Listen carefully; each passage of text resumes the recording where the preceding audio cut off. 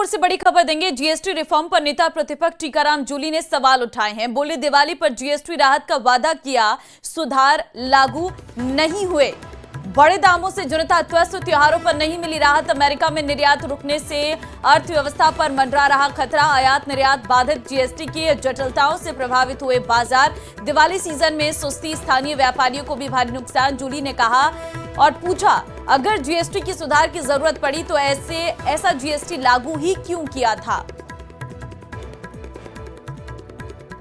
एक तरफ मन की बात में प्रधानमंत्री नरेंद्र मोदी द्वारा स्वदेशी अपनाने की बातचीत की जा रही है, जीएसटी सुधारों की बातचीत की जा रही है। वहीं पर नेता प्रतिपक्ष राजस्थान के अंदर जीएसटी सुधार के बावजूद जो हालात हैं उनको लेकर के चिंतित है। बातचीत करते हैं। सर, क्या आप इस पूरे घटनाक्रम को लेकर के अपनी बात रख रहे हैं? जीएसटी के बाद में बाजार के हालात सुधरे हैं, ऐसा दावा किया जा रहा है। देखिए, भारतीय जनता पार्टी जिस प्रकार से इवेंट तैयार करती है, नौटंकी करती है, अब भी दीपावली का सबसे बड़ा त्यौहार जो हमारा है वो आ रहा है, और उस त्यौहार पे जनता को गुमराह करने का काम ये लोग कर रहे हैं। ये कह रहे हैं हमने जीएसटी कम कर दिया। सबसे पहले तो मैं इन्हीं से पूछना चाहता हूं कि जीएसटी कांग्रेस ने लगाई थी क्या? ये जीएसटी आपने खुद लगाई थी। जब आपने लगाई तब आपको ये नहीं लग रहा था कि भाई मैं जनता पे इतना भारी बर्डन थोप रहा हूं।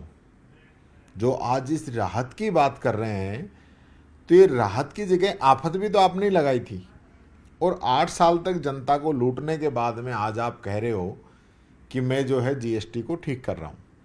हमारे नेता आदरणीय राहुल गांधी जी ने उसी समय इस बात को कहा था कि ये जो आपके टैक्स जो स्लैब हैं ये सही नहीं है।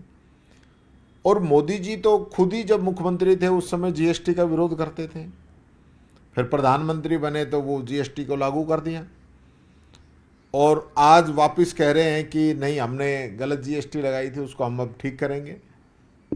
तो ये जो सारा रायता जो फैलाया है वो इन्हीं लोगों ने फैलाया है, सबसे पहली बात। दूसरी बात, जो ये नौटंकी कर रहे हैं कि हमने बहुत बड़ी राहत दे दी, आप बताइए किस चीज़ में राहत मिली है? जितना टैक्स कम हुआ है उतना ही कंपनी वालों ने अपने रेट बढ़ा दिए। सकते हैं कि नेता प्रतिपक्ष राजस्थान ने 3 महत्वपूर्ण बिंदुओं के ऊपर सवाल उठाए हैं।